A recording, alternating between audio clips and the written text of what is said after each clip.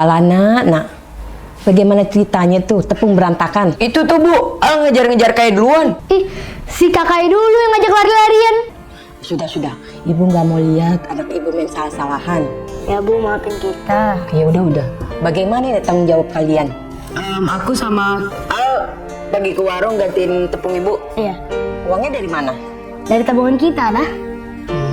Itu baru anak ibu bertanggung jawab. Cakep. Ya udah, kalian beli tepungnya, habis itu ngaji ya. Yang rajin ngajinya, ya. Siap Bu. Oke deh. Assalamualaikum. Waalaikumsalam. Wah, Ustaz datangnya cepet juga. Iya dong. Karena kalau melakukan hal baik itu tidak boleh ditunda-tunda. Kalau bisa saat nanti, kalau sekarang.